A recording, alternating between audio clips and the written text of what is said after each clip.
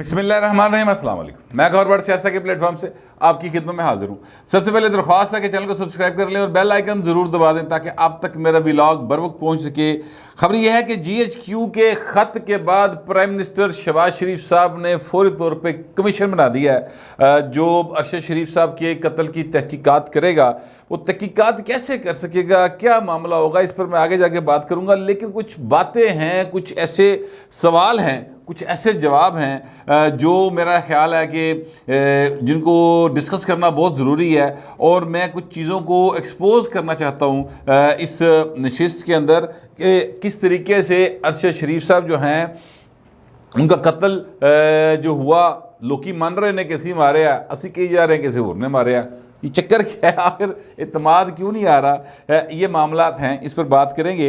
देखिए, अरशद शरीफ साहब की जो इस वक्त तक की हमें मालूम हकीकतें हैं, एक तो ये कि वो नैरोबी में थे, दूसरी हकीकत यह है कि वो पुलिस की फायरिंग से जाँ बहक हुए, और तीसरी हकीकत यह है कि पुलिस जो है इस बात को तस्लीम करती है नैरोबी की कि हमसे हादसाती तौर पर फायरिंग के नतीजे में ये एक बंदा जो है जिसका नाम अरशद शरीफ है, पाकिस्तानी शहरी है, सहाफ़ी है, वो कत्ल हो गया। ये बात वो तस्लीम करता है। ये वो तीन बातें हैं जिस पर किसी को कोई शुबा नहीं, ठीक है। बाकी ये बात कि जनाब वो दुबई में थे और दुबई से उनको कहा गया कि दुबई हुकाम की जानिब से कि आप दुबई छोड़ दें, हम पे बड़ा प्रेशर है, ये बात उनके कुछ करीबी रुफ़काकार जो हैं वो कह रहे हैं कि जनाब उन्होंने ये बात बताई। मैंने सुना एक साबिक़ सेनेटर भी जो है वो भी ये बात कह रहे थे कि जनाब मुझे अरशद शरीफ ने खुद ये बात बताई थी कि मेरे पे दुबई वालों पे प्रेशर आया कि अरशद शरीफ से को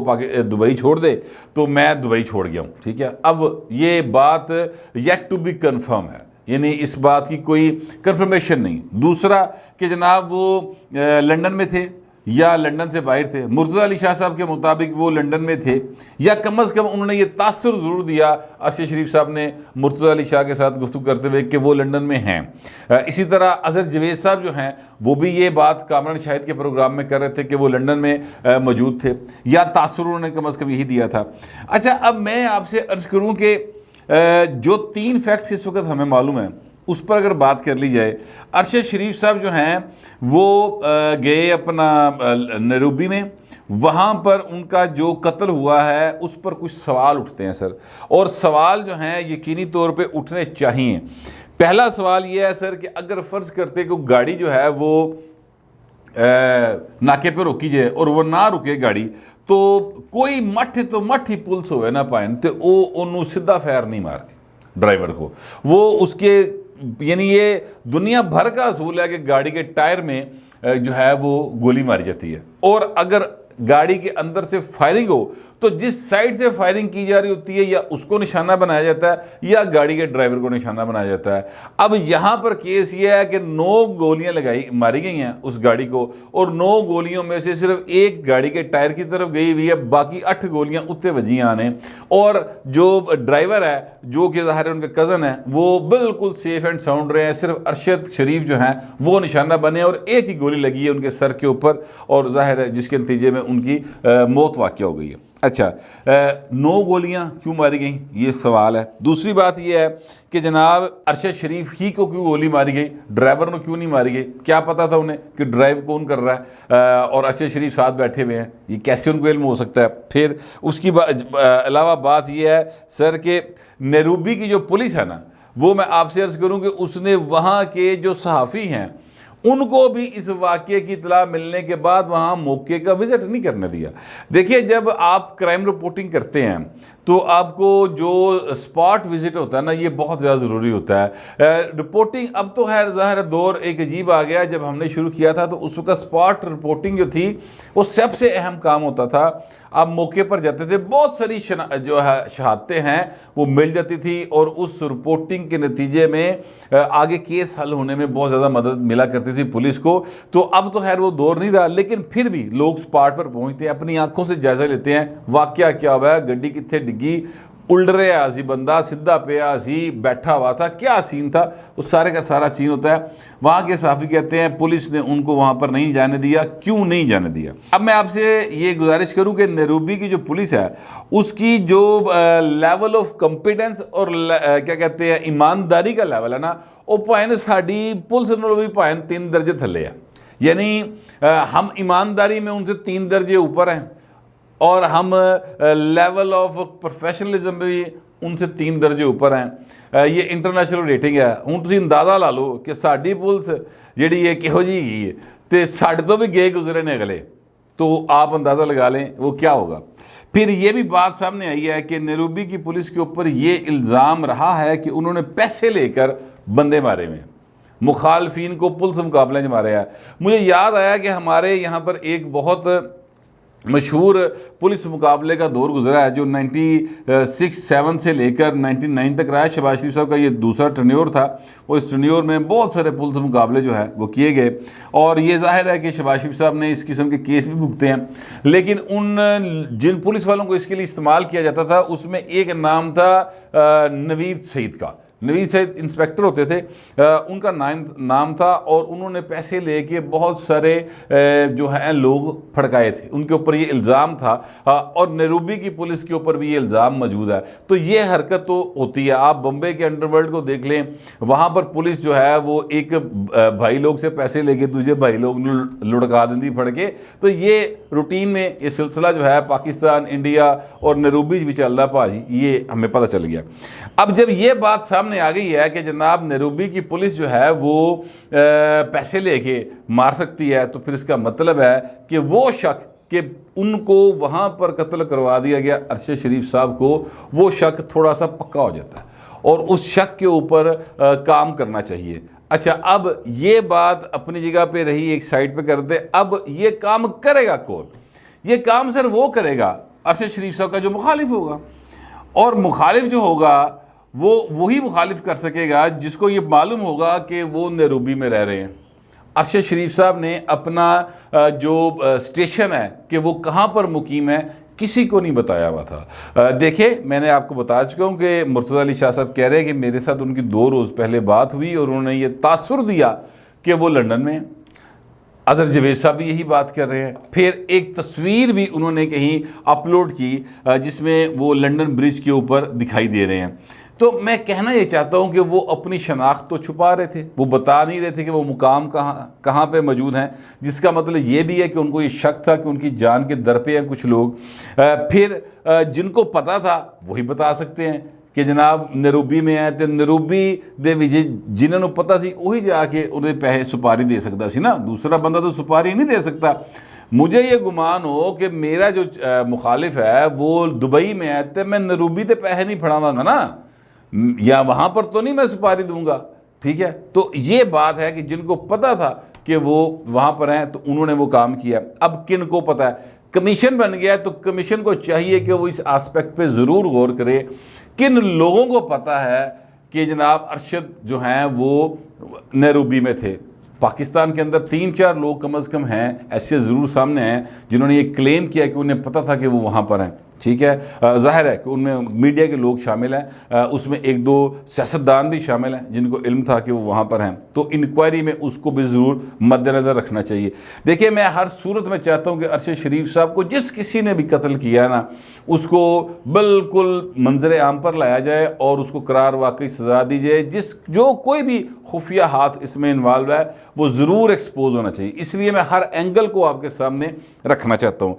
फिर उसके बाद सर देखना ये भी होता है कि अगर कोई बंदा कत्ल हो गया, जैसे अरशद शरीफ साहब का कत्ल हुआ, उनके मरने से फ़ायदा किसको हो रहा है? देखिए, अरशद शरीफ साहब जो हैं वो कोई लैंडलॉर्ड नहीं थे, यानी उनकी कोई ज़मीन जदाद जड़ी है कोई नवाब ऑफ कालाबाग जिन्हें नहीं सी कि जिदा को फड्डा हुए। एक भाई थे, उनकी ऑलरेडी डेथ हो चुकी है। कोई ऐसा हमें अब तक तो समझ नहीं आई कि ख़ानदान में कोई ऐसा फटा हो, ठीक है। उसके बाद रह जाता है क्योंकि वो एक जर्नलिस्ट थे और चूंकि वो आजकल उस चेंज के ख़िलाफ़ मुसलसल बात कर रहे थे जो कि चेंज आई है एक बिल्कुल कॉन्स्टिट्यूशनल वे से पार्लियामेंट के अंदर, और इमरान खान के मुकम्मल हमायती बने हुए थे। लिहाजा गुमान ये किया जा रहा है कि वो इमरान खान की हमायत, और इमरान खान आज कह रहे थे कि हक और सच पे खड़ा रहा, राह हक पे खड़े रहे, तो जाहिर है वो जो इमरान खान साहब हैं वो तो जो उनके साथ खड़े हो गए उनको राह हक पे क्या समझते हैं ना, बाकी तो कहते हैं कि वो गलत पासे होते हैं। ये उनका अपना एक जहन है, ठीक है, मैं उस पर फ़िलहाल कमेंट नहीं करता, अगले व्लॉग में उस पर बात करेंगे। लेकिन मैं कहना ये चाहता हूँ कि इमरान खान के साथ वो थे, उनके मौक़िफ़ को आगे बढ़ा रहे थे। तो फिर ये गुमान होता है कि अच्छा जो इमरान खान को हटाया जिन्होंने, ये फिर उनके ख़िलाफ़ जा रहे थे, तो फिर वो उनको कोई फ़ायदा हुआ होगा इनके हट जाने से, इनके दुनिया से चले जाने से उनको फ़ायदा होगा। तो मैं आपसे अर्ज़ करूँ कि जो बात कोई नहीं कह रहा वो मैं आपके सामने कहने लगूँ। सबके इशारे, सबकी बातें खुफिया वालों की तरफ जा रही हैं कि खुफिया वाले ने काम पाता पाएँ, कोई मुंह से नहीं ये बात कह रहा। लेकिन मैं आपसे अर्ज़ करूँ कि इसका खुफिया वालों को कोई फ़ायदा नहीं हुआ। वो कादे खुफिया ले केड़ी प्लैनिंग है कि तुसी बंदा भी पाकिस्तान तो बाद बाहर मरवाओ, ठीक है, तो फिर भी तुहाडे ते इल्ज़ाम आ जाए, यह केड़ी प्लैनिंग है? मुझे तो इस प्लानिंग की समझ नहीं आती सर। हाँ, ये प्लानिंग मुझे समझ आती है कि अंडरवर्ल्ड के अंदर ये अक्सर होता है, मैंने कई बार फिल्मों में देखा है कि अपने ही घर का जी मार के, अपने पासे का बंदा मार के मुखालफ ते पा देता है, क्योंकि साढ़े तो शक कोई नहीं करेगा असी मारे हैं, ठीक है, तो शक जाएगा मुखालफिन के ऊपर, लिहाजा उनके ऊपर मुकदमा दर्ज हो जाएगा। तो सर कुछ ऐसा तो नहीं हो रहा? इस चीज़ को भी मद्देनज़र रखना चाहिए कि अरशद शरीफ साहब को उन लोगों ने निशाना बनवा दिया हो जिनको इन्फॉर्मेशन थी, और ज़ाहिर इनके अपने थे। हो सकता है किसको फ़ायदा हो रहा है जनाब? पॉलिटिकली देखिए इमरान खान को फ़ायदा हो रहा है, इसका शहबाज शरीफ को तो फ़ायदा नहीं हो रहा, इसका असद जरदारी को भी फ़ायदा नहीं हो रहा, इसका उन खुफिया वालों को भी फ़ायदा नहीं हो रहा जिनका नाम कोई नहीं ले रहा, ठीक है। तो फ़ायदा किसको हो रहा है? अवाम में जो है बुरा भला किससे कहा जा रहा है? इन तीन लोगों को, और इमरान खान के नज़र जो है वो हमदर्दी उसमें इजाफा हो रहा है। तो ये बात भी मद्देनज़र रखनी चाहिए। मेरा ख्याल है कमीशन तो बन गया है, अब कमीशन इस्लामाबाद हाईकोर्ट ने का बनाने की ज़रूरत नहीं है, लेकिन GHQ ज़ाहिर है फ़ौज ने रिक्वेस्ट भेजी प्राइम मिनिस्टर को, तो प्राइम मिनिस्टर ने पानी शूट वटी, उन्होंने कहा फटाफट एक कमीशन बना दो, ऐ ना होएगी तो उतो जनाब पता लग गया कि ये तू बनाया क्यों नहीं, तो नाराज़ ही ना हो जाए ना अगले, लिहाजा चाचू जान ने फौरी तौर पर कमीशन बना दिया है। अच्छा, अब वो कमीशन जो है वो तहकीकात करेगा, पता नहीं वो कैसे कर सकेगा, तो क्या नैरोबी जाएगा, ज़ाहिर है इवेंट वहाँ पे हुआ है, यहाँ पर बहुत सारी चीज़ें हैं, कुछ सवाल मेरे जहन में आए वो मैंने रख दी हैं सामने। लेकिन मैं आपसे अर्ज़ करूँ कि जवेरिया साहबा हैं जो कि हैं अपना बेवा इनकी अपना अरशद शरीफ साहब की, और उनके जो टाइमलाइन है उसके ऊपर मैंने देखे हैं कुछ ट्वीट्स, और एक मैंने मरीम नवाज शरीफ साहबा का ट्वीट देखा है। मुझे बहुत अफसोस हुआ मरीम नवाज शरीफ साहबा के इस ट्वीट के ऊपर, उन्हें क्या ज़रूरत थी ये ट्वीट करने की। कोई साहब हैं, उन्होंने एक ट्वीट किया और उस ट्वीट पे उन्होंने लिखा कि जनाब इस शख्स ने यानी अरशद शरीफ ने ये कहा था कि नवाज शरीफ ने अपनी वालदा को पैक करके कि पता नहीं बीवी को पैक करके पार्सल कर दिया पाकिस्तान, इस तरह का उन्होंने एक बात है जो अरशद शरीफ के साथ मनसूब की है। तो आज देखिए ये जो पार्सल है इसमें अरशद शरीफ आ रहा है, तो डरना चाहिए अल्लाह से, इस तरह की बात की। मुझे इस सारी की सारी वर्डिंग पर बहुत अफसोस हुआ, बहुत तकलीफ़ हुई कि यार ये आप किस लेवल पे चले गए। ये कोई भी साहब है, मुझे नहीं पता ये कौन साहब है, उससे ज़्यादा तकलीफ इस बात की हुई कि मरीम नवाज शरीफ जो हैं, जो मुस्तकबिल में प्राइम मिनिस्टर ऑफ पाकिस्तान बनने के ख्वाब देख रही हैं, उन्होंने इस ट्वीट को रीट्वीट किया हुआ है और साथ कोट करके रीट्वीट किया है, और उसमें वो इसी किस्म की बात कर रही है। मैं कहना ये चाहता हूँ, देखिए ये वाकई किसी को नहीं पता किसने कैसे चले जाना है, किसका किस वक्त जरा ना लम्हे पूरे हो जाने।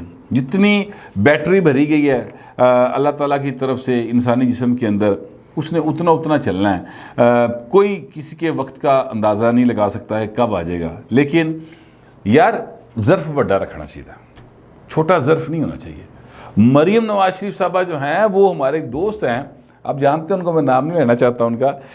वो अक्सर कहते हैं कि मरीम जो हैं वो इमरान खान का फीमेल वर्शन है, कि जितने इमरान खान साहब जज्बाती होते हैं अपने मुखालफिन बिल्कुल यानी साफ ही जान देकर जाता है भाई, उसी तरह मरीम नवाज भी उसी तरह का रद्द-ए-अमल रखती हैं, उसी तरह का गुस्सा रखती हैं अपने मुखालफिन के हवाले से।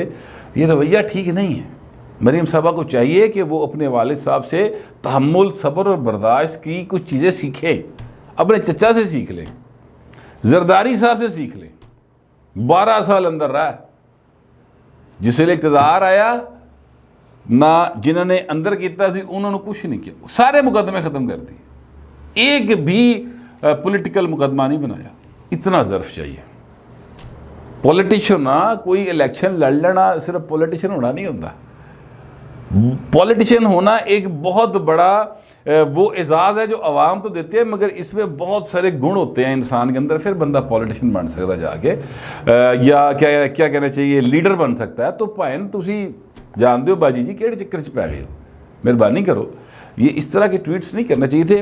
जवेरिया साहबा ने उसको रीट्वीट किया और साथ कुछ ऐसी ट्वीट्स भी रीट्वीट किए हैं जिसमें जवेरिया ने, उनके मरहूम शोहर ने, अरशद साहब ने कुलसूम बेगम की इलनेस यानी जब बीमार थी और डेथ, दोनों मौक़ों पर बड़े अफसोस का इज़हार किया हुआ है। मैं कहना ये चाहता हूँ कि यार बस कर दो, नफ़रतें बहुत हो गई यार, थोड़ा सा हौसला करें। ठीक है, अरशद शरीफ साहब के जो सियासी नज़रियात थे उनसे मेरा बड़ा इख्तलाफ रहा है, वो मतलब एक और सोच के हामिल थे, उन्होंने सारी किसी और पासे दी जर्नलिज्म की थी, मैं सारी ज़िंदगी किसी और पासे दी जर्नलिज्म की थी, लेकिन वो अपने जो भी उनकी सोच थी उस वो रखने में वो आज़ाद थे मुकम्मल। वो दुनिया में नहीं रहे, उनके साथ बहुत ज़्यादा ज़्यादती हो गई है। 4 बच्चों का बाप जो है उसको मार दिया गया है। आप इस मौके के ऊपर इस तरह के ट्वीट्स को रीट्वीट करें, सॉरी, ये तो नाकाबिले बर्दाश्त किस्म का रवैया। रवैये बदलो, ग्रो अप। अगर आप चाहते हैं कि आप पाकिस्तान को लीड करें तो इमरान खान नहीं चाहिए सानू एक और, मेहरबानी करो, सानू इको बहुत है, इको लै बैठा सानू, दूसरा इमरान खान बनने की कोशिश ना करो। मैं कम अज़ कम ऐसे ही समझता हूँ, आप लोग पता नहीं कैसा समझते हैं, जैसा भी समझते हैं लिखिएगा ज़रूर, मगर ज़रा तहजीब के साथ। फिलवक्त इतना ही, मिलते अगले व्लॉग।